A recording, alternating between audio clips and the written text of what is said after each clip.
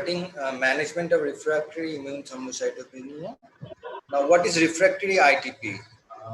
Previously, the definition was failure of splenectomy, but now splenectomy rates are declined. So, in 2020, the definition is patient didn't respond to more than two line of treatment, and there is no single medication to which they respond, and their platelet count is always low and accompanied by bleeding. This is the new definition for refractory ITP. Now, when I'm saying refractory ITP, I always ask myself, am I correct about my diagnosis? Is it primary ITP or is it something else?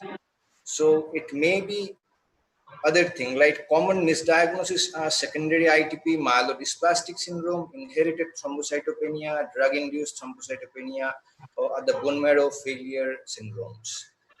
In secondary ITP, these are the common causes. Dr. Subramanian already said that we should do immunoglobulin level in refractory ITP because patient may have common variable immunodeficiency. Autoimmune lymphoproliferative syndrome patients are young patient with lymphadenopathy, hepatosplenomegaly. SLE patient usually gives symptoms of cardiovascular disease, and we do hepatitis C and HIV testing. H. pylori testing we can do in case of refractory thrombocytopenia by stool antigen or urea breath test if available, but usually it is done by biopsy, which is not possible in severe thrombocytopenia, and drug history is very important. Inherited thrombocytopenia may be mistaken as ITP, Wiskott-Aldrich syndrome, Burnett-Soulier, thrombocytopenia with absent red flag, gray platelet syndrome, MOH9 related disease, von Willebrand type 2B or platelet-time von Willebrand disease. This all can be mistaken as ITP. For this, we have to take detailed history of childhood bleeding, family history. We have to see the platelet morphology, which is characteristic in case of gray platelet syndrome, large platelet seen in Burnett-Soulier syndrome, Wiskott-Aldrich syndrome, represent eczema, and von Willebrand disease. They need platelet function test, and most of the cases we may need genetic testing to diagnose this test. And inherited bone marrow failure syndrome like Fanconi anemia, congenital amegakaryocytic thrombocytopenia, dyskeratosis congenita, and SDS or Schwarzman-Diamond syndrome can initially present with thrombocytopenia. So for refractory ITP, we should do bone marrow biopsy to see that patient have bone marrow failure syndrome or not. Now, when I'm sure it's ITP, so refractory ITP, these are my therapeutic approaches, therapeutic armamentarium. These different drugs are available which reduce immunoglobulin G production or reduce FC-mediated clearance of platelet, or some drug increases platelet production, or splenectomy, which causes removal of site of platelet clearance. Now, we have this outdated guidelines, which was published in 2010-11. We have new international consensus report and new ASH guideline in 2019. And this guideline says for subsequent treatment, we have robust evidence for this medical therapy, L-Thrombopag, Avatrombopag, Romiflostim, Fostamatinib, and Rituximab. For the other drugs which we are using for many days, we don't have robust evidence. For surgical therapy, we have splenectomy. Now, new ASH guidelines says defer splenectomy for at least 1 year, and they give immense importance on patient decisions, patient's value and preferences. They say rituximab to be used before splenectomy, thrombopoietin receptor agonist to be used before rituximab, but they also said thrombopoietin receptor agonist and splenectomy both can be used. Any of this can be used in ITP more than duration of more than 3 months. And if we are using TPO-RA, then any of this L-Thrombopag or Romiflostim can be used. Now, there is a bit confusion that TPO-RA and splenectomy are in same line, and here TPO-RA before rituximab and rituximab before splenectomy. This is because we don't have very high quality of evidence. When we don't have high quality of evidence, in democratic country, it is always by voting. So as expert voted, and they 16 experts voted for rituximab over splenectomy. 8 experts voted for TPO-RA over rituximab. But all the 12 experts said that TPO-RA or splenectomy both can be used. And this last line is very important, that all will be influenced by patient preference. Country like us, splenectomy would be very important because lots of poor patients. Like here, patient preference is very important. When patient don't want surgery and want a durable response, then our options are TPO-RA. If patient don't want long-term medication, then we cannot give romiplostin or eltrombopag. Then we have to give rituximab and splenectomy. Patient is agreed for surgery, then splenectomy, otherwise rituximab. Thus, with patient value and preference, we would select the treatment. Now, this is our country when lots of people below poverty levels, though splenectomy is falling out of preference, it's important for our country. Initial response rate of splenectomy is up to 90%, at 10 years 78%, and at 20 years it's still 67%. So very good response with our good old friend splenectomy. Now rituximab response is around 60%, at 1 year 40%, but at 5 year only 20%. If we want to use rituximab, it's better to use early in the course of disease, because with long duration of disease, it probably less working. And splenectomized patients tend to relapse earlier. Low dose rituximab equally effective. This is our paper. When I was in ISTM, we published this study. We compare standard versus low dose rituximab, and both of this work well, similar efficacy in chronic ITP. Now TPO-RA agonist, these are sensation of the day.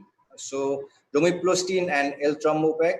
Romiplostin act and distal end of thrombopoietin receptor, and L-trombopag work as in this transmembrane region, and they increase platelet production.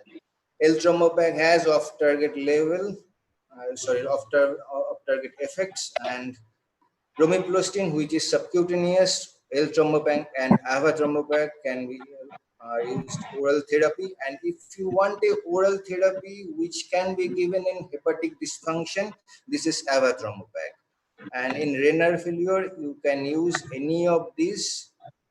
And for L-trombopag, we have dietary restriction, at least 2 hours after and 1 hour before food, and with dietary product 4 hour gap with dietary product to be given with L-trombopag.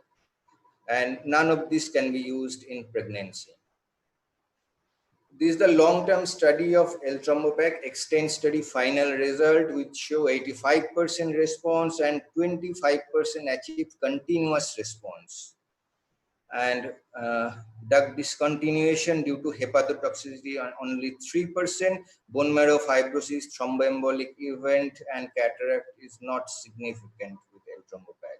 This is the long-term treatment effect for romiplostin, published in 2013. This 5-year follow-up, and it showed that at 92% visit, patient had platelet more than 50,000.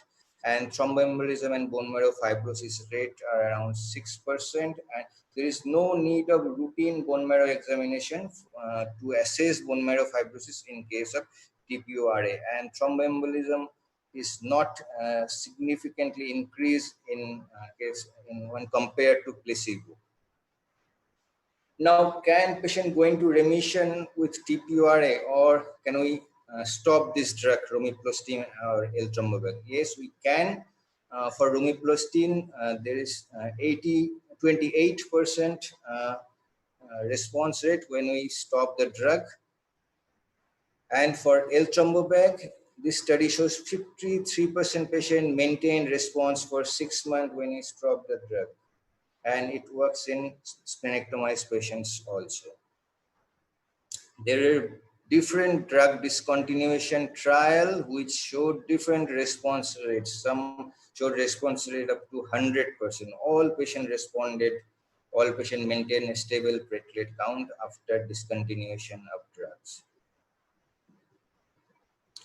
Now, how do you discontinue these drugs, romiplostin or eltrombopag? Like patient is in stable platelet count with 50 milligram dose of eltrombopag or like 6 microgram per kg dose of romiplostin. How do you start tapering? There is no standard protocol for discontinuation. This article is for eltrombopag, which suggested that first 6 months we should be cautious. We should not alter the dose. When we have a stable platelet response, we have platelet more than 50,000 and less than 2 lakhs over a period of time of 6 months, then only we should try for discontinuation and tapering of this drug. And for eltrombopag, we should reduce dose by 25 milligram as suggested by this article, but there are other protocol also available. And 25 milligram every 4 days should be the minimum dose before we ultimately interrupt the treatment.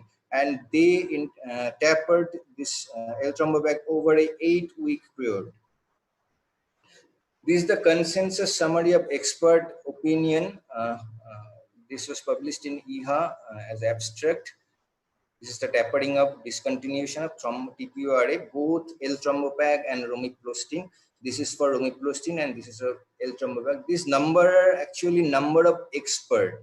So how different expert opine differently for this discontinuation approach. Though there is no consensus, most of the experts showed that romiplostin should be discontinued, first tapered 1 milligram per kg weekly, and for eltrombopag, some said like start tapering. If you are in 50 milligram per day, then we can give 50 and 25 alternate days. Some said 37.5 milligrams, some said 25 milligram daily. But in our country, possibly 12.5 milligram dose is not available, so a bit difficult for us.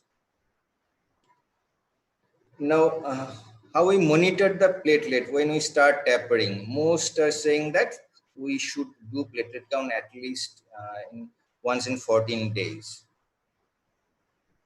And after discontinuation, we should monitor. When we monitor, first do platelet count weekly for first month, then every weekly, then we can increase the gap. But for discontinuing this TPORA, we must remember that we need to have a stable platelet count of at least 50,000, preferably 1 lakh for 6 months before we start tapering. And we can taper in different regimen. Like if you want to taper first, you can taper in 1 to 2 months. You can taper slow like 3 to 6 months, and we can taper also very slow like 6 to 12 months. Different tapering regimen are available, and you should dose according your plan. Like I'm planning to taper over 6 months, then I will reduce the dose every month.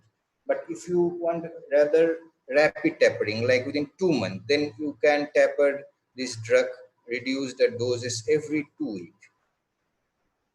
Now switching of TPORA. Now, like your romiplostin is not working, you are giving eltrombopag, response is 100%, and your eltrombopag is not working, you are giving romiplostin, 66 to 80% response in different study. And one study showed that when romiplostin is not working in its maximum dose, adding of a small dose of steroid like 2.5 or 5 milligram can produce significant effect on platelet.